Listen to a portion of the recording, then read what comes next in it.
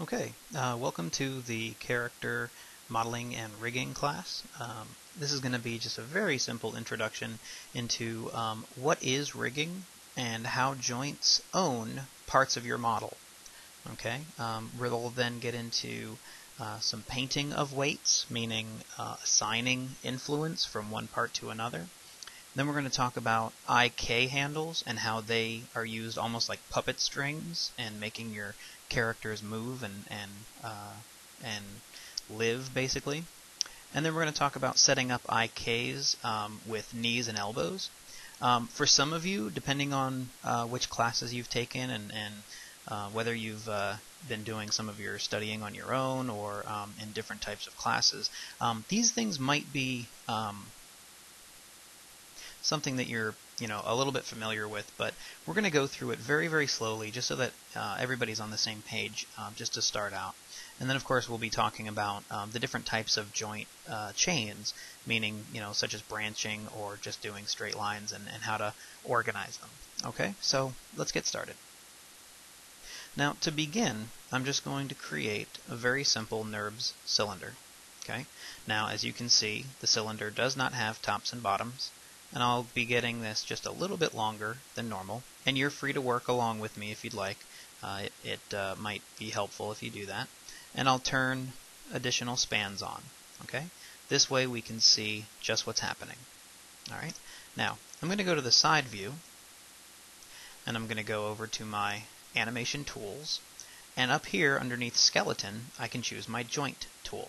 Now the other way to do it is to come over here to this animation tab, and this button here is also the joint tool. Now, as we begin making joints, what we'll be doing is starting from one point and branching outward. So if we start thinking about the way that our skeleton is built, there is usually a central point and it goes outward. So let's just imagine that this is a leg, so that by saying that we know that we'll be growing the leg downward. So I'm going to hold on to my X key, and notice that when I hold down my X key, I'm magnetizing or snapping to my grid so that I can create one joint there, one joint in the middle, and one joint at the end. Okay? Now, if you don't like where you placed them, you can always shift them around, or you can undo to remove one of those joints.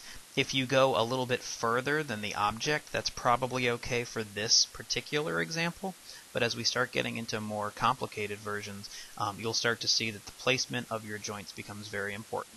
Okay? So I'm going to just go ahead and undo that so that I can start there. And then, when I'm all happy, in order to finish making this joint, I have to hit the Enter key.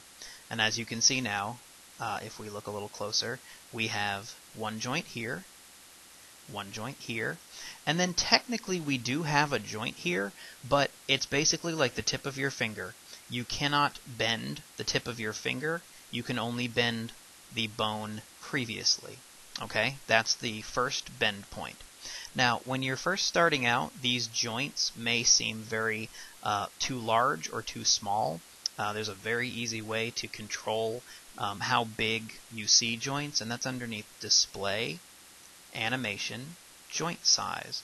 Okay, so if I turn this on, you'll see that currently I have it set to 0.52. Now, by default, it would be one whole, so yours may look more like this. Okay, now you can make it larger or you can make it smaller. Understand that the size of the joints has absolutely nothing to do with the relationship of the object. Okay, that means that this joint, regardless of whether it is this little or this big, is not going to change the way that it controls the object. There is something totally different for that. Okay? Now, if we look inside of our 3D view, you'll see that inside of my box you can see the joints, but you can't see them from here. Now if I hit the 4 to go wireframe, now you can see them.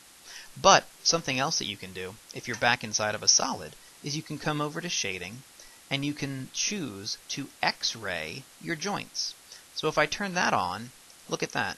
It shows you the joints while they're even inside of the object. Now just be careful, because when you start placing joints in a much more complicated way, this can be a little bit confusing. It may seem as though that your joint is actually floating outside. Notice how you can't tell which joint is and is not really on the inside or outside. Okay? So just be careful of that. Be aware that that's going to happen. Okay? Now to be absolutely sure, if you come over here and uncheck this X-ray, we know for sure that as I turn around, we are inside of that object. Okay? So I'll go ahead and turn on X-ray joints again. And one thing that you'll notice is when I select my joints, I usually start from one side and use my marquee to drag over top of it. Now, the reason that I do that, and I'll go ahead and hide this grid just so that it's not in my way, many people starting out want to choose the joint itself, the little sphere that makes up the endpoint. But the problem with that is sometimes when you do that, you sometimes accidentally select the joint above it.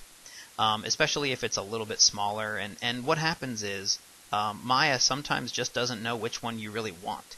And if I accidentally select both of them, then you're going to run into issues. So just for speed's sake, for clarity's sake, I usually select either the center of the joint that I want or use my marquee, and I know for sure that I'm going to grab the right one. Okay? Now, you'll notice that these joints first have names. Okay? This one's called joint 1, obviously because it's the first one we built. The second one is, of course, joint 2, and then this last little nub is joint 3.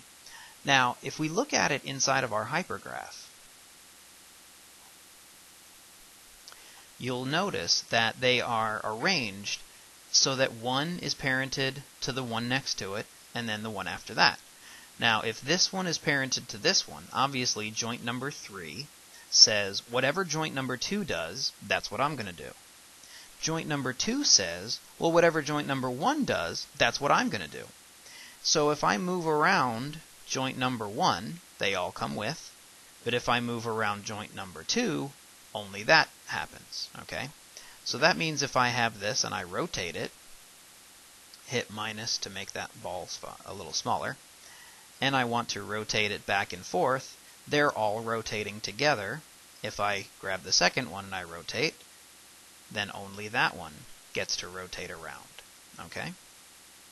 So hopefully this is a very easy way of understanding how all this works. We have a joint string or a joint chain, and as long as this joint is underneath this one, which is underneath this one, then it's all going to work out. As we start getting into more complicated hierarchies of joints, this obviously won't be the case. But notice that because this is straight down, this is the way that a leg would work. This is the way that an arm would work for most simple things. Then this is the way you want to see it. Okay? Now, in order to make this object be controlled by these joints, what we have to do is we have to tell the skin itself, and we're going to call this a skin, to become owned by that joint. All right? Now, in order to do that, we go to Skin, Bind Skin, and I'm going to drop this open, just tear it off, so that you can see what's going on. Okay? Now, I'm going to first select my object, and then I'm going to shift and select the top joint only. Now, something you have to be aware of, notice that I am only selecting this top joint. Even though, if I select this top joint, expand all, if I select the top joint, the whole thing gets highlighted. But understand that it really is only that joint that is currently selected. Now, we're going to talk about why that's so important in just a second. Okay? So with both of those chosen, I'm going to go to Smooth Bind, and I'm going to go to the option box. So here inside my option box, I'm just going to reset everything just to make sure that it's all the way that you probably see it. We currently have our bind option set to joint hierarchy. Now, in this case, joint hierarchy is a very good thing because I currently have only this one joint selected, but this set of joints is really what I want to be influencing this object. So I do, in fact, want all of these joints to kind of own this object. But because I only have this one selected, keeping joint hierarchy as my first option is a good thing. Okay? Now, if we open this up, we have the closest hierarchy or the closest distance. Now, it's not going to matter very much in this case, just because our binding is going to be so simple. But as characters become more complicated, as your joints become more complicated, this is going to become much more important. But because this is an introduction into what we're really doing, I'm keeping it as simple as possible. Okay? Now, for skinning method, the classic linear should be just fine. The weight blended and dual quaternion are for very sophisticated or very more complex things. What we're talking about right now is the classic linear is perfectly fine. Okay? Now, for normalizing weights, what we want to do is we want to change this to interactive, because we intend to change them and we want to be able to interact with them. Doesn't really mean that, but just think about it like that. Now, allowing multiple bind poses. This is something that Maya has allowed in previous versions, but in the olden days, you were allowed to put the character into one position, build the skeleton, and rig the entire thing all in one move. And if there was anything out of place, if there was any part of the object that you had made a mistake on, if there was any new piece that had to be attached, then you had to go back to what was called bind pose. Now, bind pose basically means the way that the joints were before or at the very moment of combining all of this information. So allowing multiple bind poses makes it so that if you do end up with an issue, a problem, a mistake, or you wanted to add something, even if the character wasn't in its original position, you can still bind it. So it's on by default, but for now it really doesn't matter because we're not going to be doing anything extreme. Now, max influences, what they're talking about here is the number of joints that a tiny specific area is allowed to own or allowed to manipulate. So, if you can think about it, most of the joints in our body could probably be related back to maybe one or two bones, sometimes three, sometimes very rarely 3 or 4. A maximum of 5 is probably overkill for what we're doing.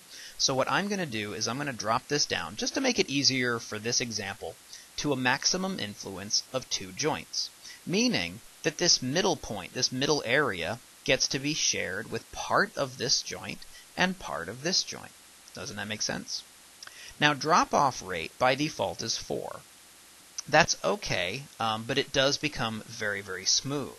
Drop-off rate means if this joint here is owning part of this object, then the influence is able to stretch sometimes all the way down to the end of the object if the drop-off rate isn't low enough. So what I usually like to do is I like to change this to about 2 or 2.5, which means that the drop-off rate is going to die very, very quickly. And that way, I'm not at risk of making, say, my thigh joint suddenly start controlling my ankle or my toes. And it'll all start making sense as we start doing this, okay? So if we have remove unused influences, that's perfectly fine. And colorize skeleton. Well, this is entirely up to you. If you would like to see these joints as multiple colors, then by all means colorize your skeleton. It doesn't necessarily have to be there. It's just for your own personal amusement. So I'm going to select both the cylinder and the first joint, and we're going to hit Bind Skin. Now, in just a second, what you'll see is, well, it doesn't look like much has happened. But you can see first that your joints are now multiple colors. Congratulations, you have multiple colored joints. If we go into Wireframe and we select one of our joints, look what we get. Remember, think back to why this object is suddenly turning purple. That's right, because it has history or a influence of something else. So this object turns purple because I select the joints. That means that these joints are owning or controlling or influencing this object. Now, if I grab hold of this joint here and I start to bend it, this is what we get. Okay? Now, I chose to use a NURBS cylinder just so that you could see how this works. Alright? Now you'll notice that as we rotate it back and forth, this top area is moving and this bottom area is moving too. Well, that's because, as we're doing this, the influence of this lower object still kind of owns a little bit of the top of this object. So it's not always going to be perfect. Now, if I rotate it from the top, it looks as though everything's working fine. But once we go to that second joint and start moving it, the influence really starts to tug this area, right? Now, I'll switch over to solid view so you can see what's really going on. So as I move, it's really starting to pull it. And the more extreme I make this angle, the more obvious this becomes.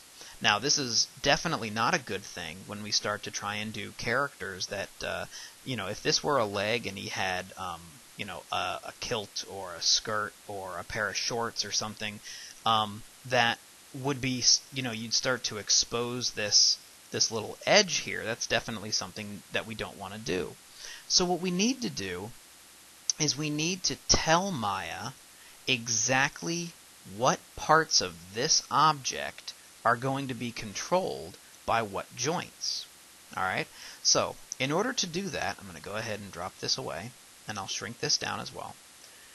I'm going to select the object. Remember, it has to be the object doing this. And I'm going to go to Skin, Edit Smooth Skin. Now remember, that was what we chose to do. Underneath Bind, we said Smooth Bind. And because I did Smooth Bind, I'm able to do what's known as an interactive skin, the Paint Skin Weights tool. Okay, now I'm going to go to the option box so that my tools open up. And right away, you can see that my object is now white, gray, and black. Now remember, inside of Maya, just like inside of a bump map or anything else, white means yes, black means no, and any color in between means some. Alright, so what we're basically looking at when we select the first joint is we have yes, some, and none at all. Now, you'll also notice that my Paint Weights tool is the exact same brush from our other artisan tools, whether that be Paint Effects or the 3D digital painting or any of the other tools that we've looked at. So if I hold down the B button, I can make the brush bigger or smaller, okay? And then I'm going to come over here, and there's some settings that we have to be really, really careful with, okay? First off, if you did not create our normalizing weights as interactive to begin with, you have to make sure that interactive is turned on. Normalization mode has changed. It really hasn't, but yeah, okay, fine. The weight type, it will be the skin weights. That's exactly what we want. We want to see our joints listed by hierarchy. That's going to make our life a lot easier. And then if we come down here, you'll see that there's a couple of options here. Now, if I don't have the tools reset the way that you have them, just make sure that you have them the way that I do. This is important. With paint operation, you may have replace turned on to begin with. Go back to add, and this is why. When we start doing paint weights in Maya, it is so much easier to simply add to that which does not have what we want than to replace it, and then Maya starts to give it to whatever other joint may want it. Okay, so at this point we have three joints, right? We have a joint top, bottom. Sorry about that. Let's go back to this. We have a joint top, a joint middle, and a joint bottom. Now, that's not a whole lot of information and not very much to deal with. But if we had it on replace and I start painting, well, Maya gets to choose whether you're giving it to the top one or the bottom one. With add, it's simply adding to whatever joint you have. So let's say, for example, that this top area, remember this one ring going all the way around the top, didn't have 100% of the influence, so that when we moved the bottom joint around, that was moving, right? Well, if I slide down here and I see that my opacity is only set to 0.5, well, what's 0.5 of an opacity? That's only half. So if I increase this to 1, and my value is set to 1, I can simply start brushing, and it might be almost imperceptible, but as I paint, notice how it's moving ever so slightly. And the reason that that's happening is that I'm adding just that little tiny bit of influence back on to this joint, so that the next time that I try to rotate that bottom joint, and I'll go ahead and turn on X-ray joints again so you can see, the next time that I go to start rotating that, notice that the top is no longer moving even a little bit. See that? This is a very helpful tool because it allows you to very, very quickly and visually control how much influence your joints have. So let's go to number 2. Now, we know that number 2 is where the influence should stop, and yet we don't have 100% down here. So I'll use my B brush just to make it a little bigger. Again, it's still set to add, it's still set to 100, and I'm going to begin painting. Now it becomes much, much brighter white. It means that it has 100% of the influence. Okay? Now, if I go back to the top one, I'm going to make sure that all of that has 100% of the influence as well. All right? So we're just kind of spinning around the object and painting as we go. All right? Now, once we get into the center, this all becomes a matter of making it so that it looks right. It's very hard for me to say that if you only do it this way, then it's going to work. The first thing that I can tell you is that if you paint solidly across one, go to the next one, and paint solidly to the next one, what you will get is a very definite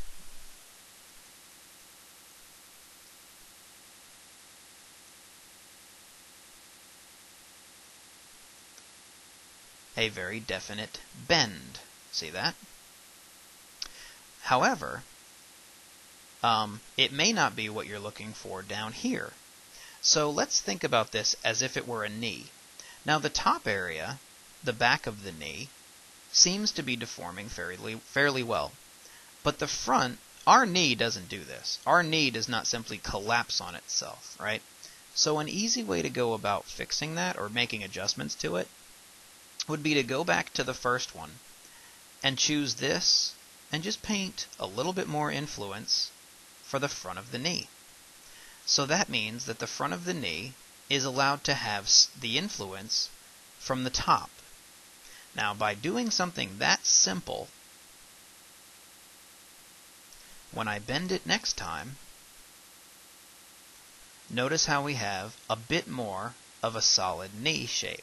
Now, this means I need to add a little bit more to that side, so I'm going to go ahead and do that. There we go. And see, now we have a harder knee area and then an area that kind of collapses in and bends.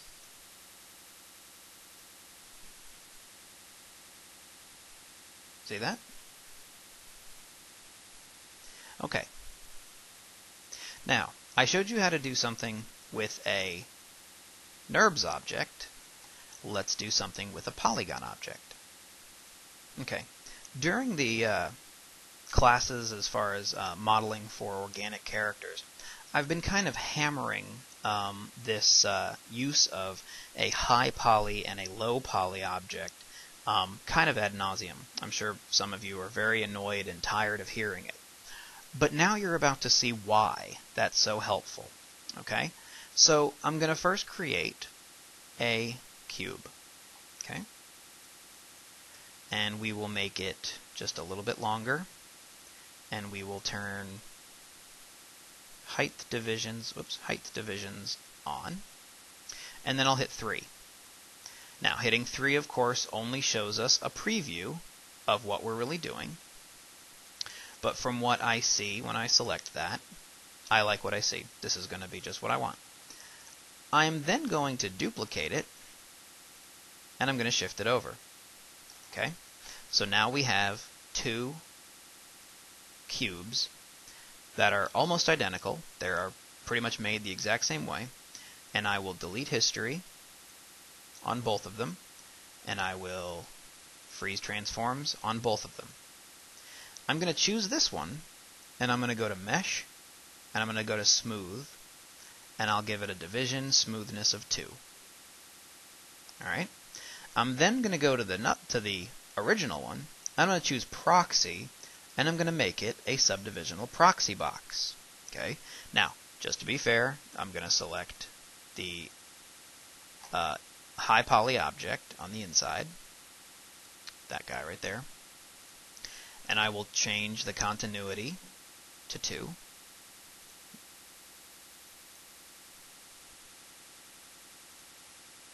Sorry, the exponential level to 2. And so that now, when we look at it, we have two very similar objects. The only difference is this one is being controlled by the outside box, this one does not. Okay? Now, I'll go ahead and go to my Joint Tools, and I'll simply choose to do it from the front just so that I can select there, there, and there. Duplicate just by selecting the joints and duplicating and sliding them over. Okay, now this is the high poly or the smoothed polygon object, so I'll call this one smoothed. And I'll select the joint chain, select the object. By the way, it doesn't really matter which order you select these in. I'll go to Animation, go to Skin, Bind Skin, drop this open so I can use it more than once. And my settings are already the way that I want them, so I'll hit Smooth Bind. Okay? Then I'll do the same thing. The only difference is I'm going to select the polygon on the outside. And I'm going to choose Smooth Bind. Now, I'm going to select both of those joints. Notice that that's what I have selected. And the first thing that you notice when I do this, if I select these joints, this highlights, simply because this object is being controlled by these joints. When I select the joints over here, though, both of them get highlighted. And the reason is the joints are controlling the box, which is therefore controlling the high poly. So I'm going to select both of them, and I'm going to rotate. Okay? Now, as it stands, it doesn't look much different, does it? I mean, it really is very, very similar to what they're doing. Both of them are moving fairly the same. The only difference is this. If we look at our selection, and we come over here to Display, to our heads-up display, and I'll turn on Poly Count. Well, the object that I have selected right now has 704 edges, 352 faces, in other words, 352 polygons, whereas this one has 22. Now, this 22 polygon object is controlling this 352 polygon object. Let's say, for example, that your character model that you're designing will end up with 250,000 polygons by the time you're done. It is so much easier to paint weights on a surface that has 22 points and 1 rotation than it is to have to come through here and manually paint all of these.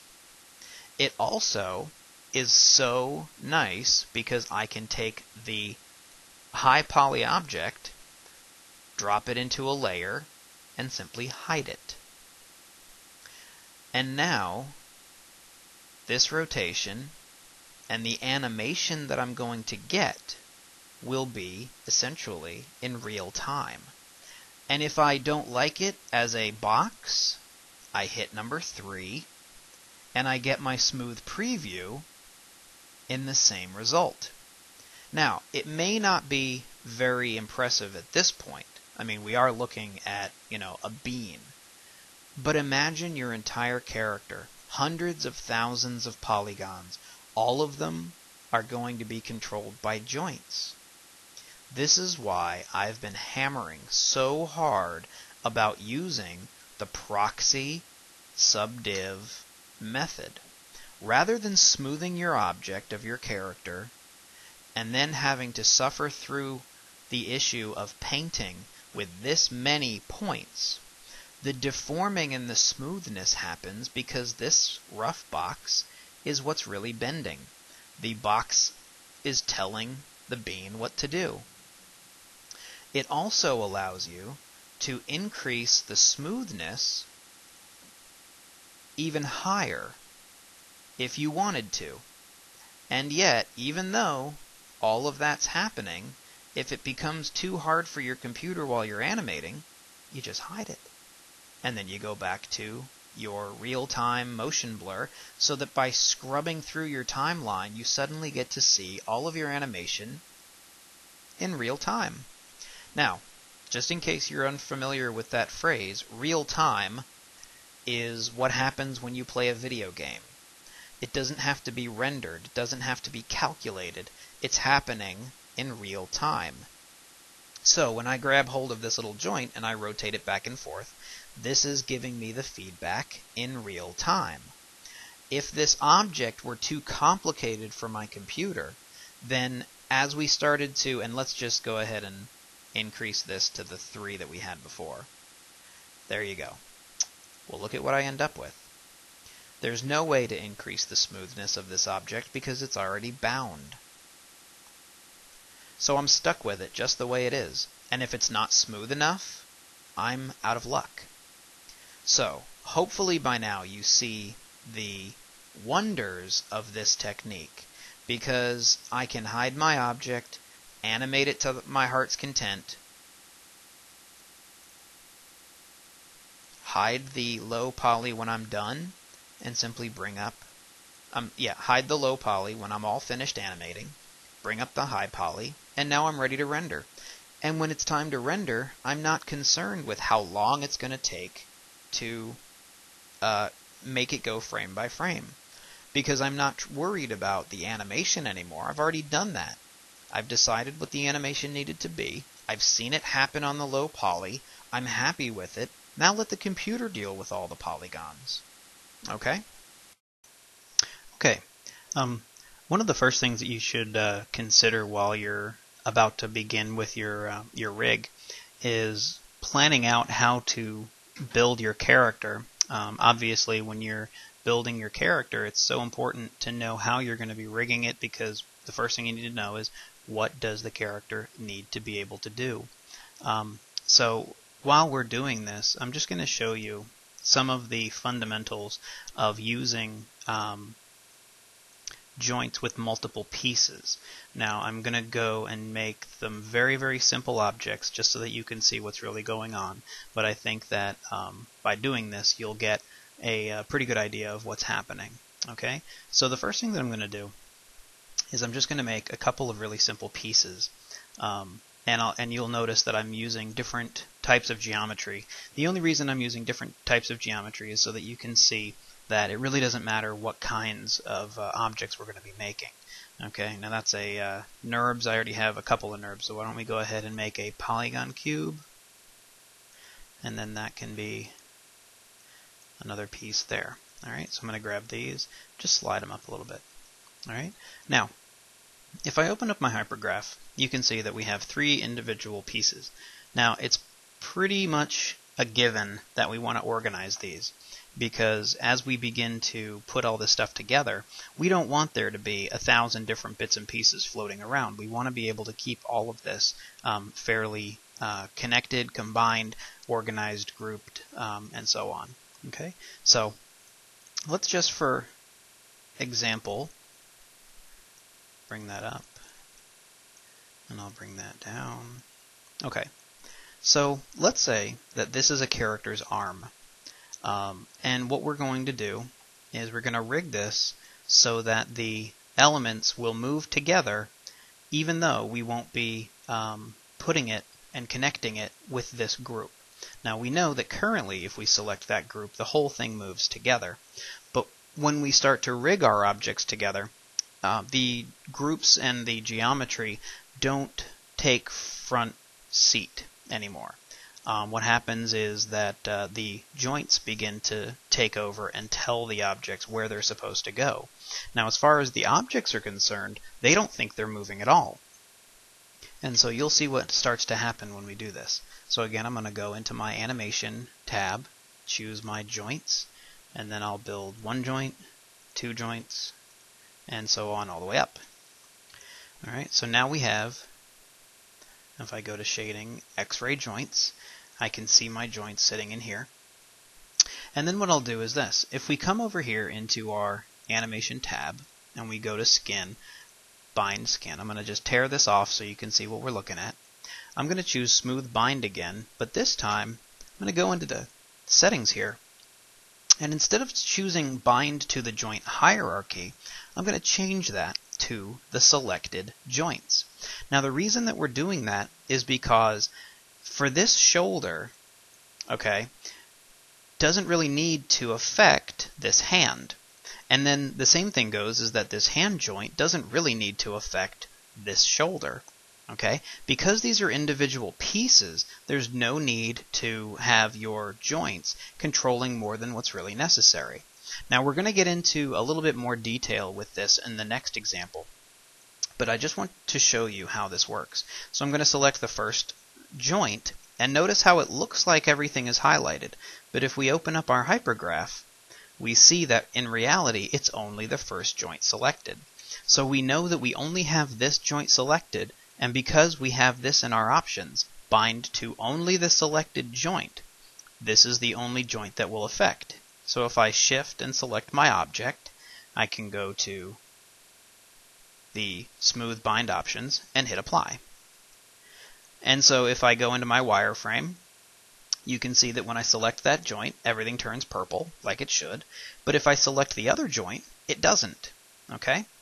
So this tells me that when I select this joint, only this object is really going to be influenced. And I'm going to do the same thing to the next one, selecting the joint up, selecting that object, hitting apply, and then do the same thing to the last one. Now if I select the bottom one, notice how all of them are highlighted. Well, why are they all highlighted now? Why are they all purple? Well, the answer is simple. Because I'm selecting this one, this joint is being this joint is being controlled by the first joint. And so that means that this object being controlled by that joint is also going to be controlled by the one above. So if I start moving this around, notice that they're all moving together. And if I select only the single joint here, I can bend it, and then I can take this one and I can bend it. Okay?